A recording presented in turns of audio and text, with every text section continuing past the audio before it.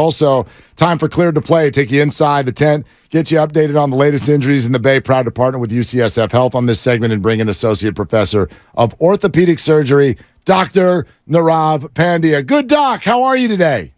I'm doing good. How are you guys doing? We're doing fantastic. Quick reminder that you're listening to 95.7 The Game, KGMZ FM, and HD1 San Francisco, always live on Twitch, YouTube, and the free Odyssey app. I know apparently you guys connected on social media, but can we get an over-the-air diagnosis and outlook for the great Alan Stiles, who's now 5 weeks removed from the injury that you don't want, a torn Achilles?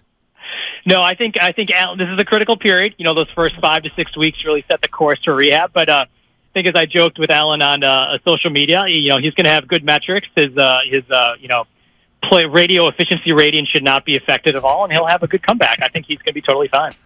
Thanks, Doc. I truly mean that. It's crazy because you have, you hear some great stories, you hear some horror stories. I'm seeing more good than bad. There's a guy that I know who's back playing fives, and he said he's about 90 to 95% back. He's back playing 5-on-5s, and it hasn't been a year. I don't know that that's my goal, because I think the big part of this, and I was joking with Willard about, hey, I'm kind of like Klay Thompson and Kevin Durant now. But I do think the mental aspect of this is where I might have to come to you, Doc, of when I'm ready to go, right? Even when I'm ready to go, when it's time for me to take that power dribble and go to the left off my left foot, how confident am I going to be? I think that's just as important as the physical part of it, to be honest.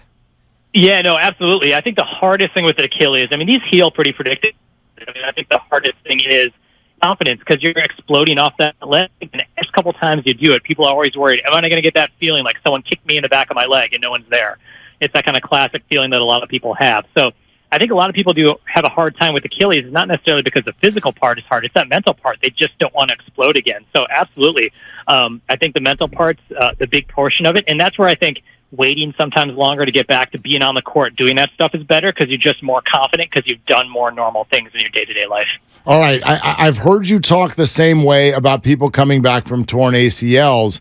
What about the acquisition for the Warriors of Dario Saric, who is about 2.5 years removed from a torn ACL? So if people don't remember, he tore it in the finals while playing for the Suns against the Bucks. Then he missed a full year. Then he came back last year for a little bit more than half a season, played a little bit over 50 games, and some say did not look yet to be like his old self. So what does that leave the Warriors this year?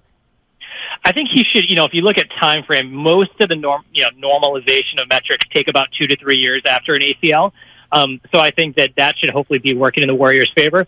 He also, after his ACL, I think also did then injure his meniscus in that same knee again and had to go through another surgery. So I think that probably slowed his recovery a little bit. But I think if you look at NBA players who come off an ACL, particularly over the past 5 to 10 years, they all get back to doing what they're supposed to do. They may have a little bit of a kind of a slowdown in their metrics that first year back, but I think he's ready to have that normal season with the Warriors this year, because he'll be so far removed. Celebrini works magic with all these players coming off of injuries. So I think everything should be in his favor to have a more normal season, what he had before that injury took place. Yeah, Doc, I wanted to get into, and it looks like he's starting to work out more, Trayce Jackson-Davis, Warrior fans. It's been a while since, we had Wiseman, but been a while, and Kuminga, but Summer League just brings so much hope. And last year, didn't really get to watch the guys because they were both injured, Ryan Rollins and PBJ. We got some Pajemski. We're getting to see him, but Trayce Jackson-Davis, who's been out, looks like he's starting to come back, starting to work out. What do you know about the extent of a hamstring injury? We talk about Chris Paul here and hamstring injuries, but what do you know about Trayce Jackson-Davis's hamstring injury? How long do you think he could be out? Now, the fact that we're seeing him on the floor doing some things, do you think that's trending in the right direction?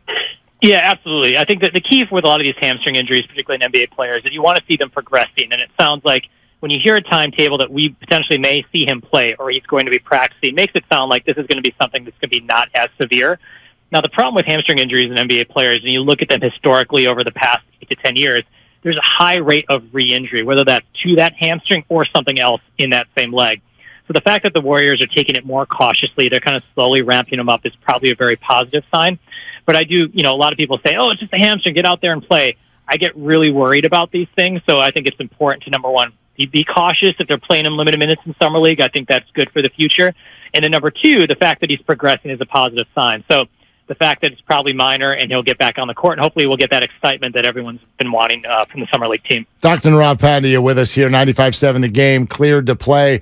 Doc, I don't want to ask you to speculate here, but the absolute quiet surrounding all things Brock Purdy, can we take from this that it is very good news? Yeah, I think that is very good news. I know, a couple of weeks ago he had gone back down, I think, to Florida to start throwing. I think that's a positive sign, and I wouldn't expect there to be any kind of major issues without it being reported. I'm still waiting for the videos of seeing him throw, which I'm sure will come out as we get closer to training camp. But, with no setbacks, I'm sure the 49ers would be very open if that was the case. But no, I think no news is good news, and hopefully that means that we start training camp up. We'll see him doing some more live throws, high-velocity throws, and really it's just a matter of limiting his repetitions and then kind of obviously limiting his contact, which he's not going to get in training camp anyway. So where he kind of lands in terms of week 1, week 2, week 3, week 4, that a lot of it's going to be based on how that arm's feeling and how confident they feel for him to take contact to that arm. That's interesting because I feel like we've sort of taken on the idea that week 1 is becoming a probability. Do you not share that?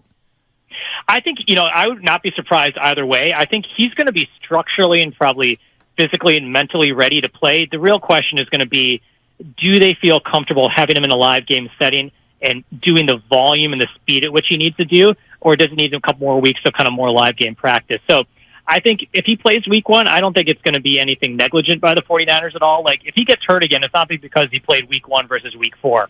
The question is, are you going to put him in a position where he can actually perform well and suddenly then not have people whispering, is this Trey Lance or Sam Darnold should be out here because they put him back too quickly? Yeah. Doc, great stuff, man. Always appreciate it. We'll talk to you next week. Awesome. Take care, guys. Yep. Okay, there it is. That's Doc Pandya, and the proceeding was sponsored by UCSF Health.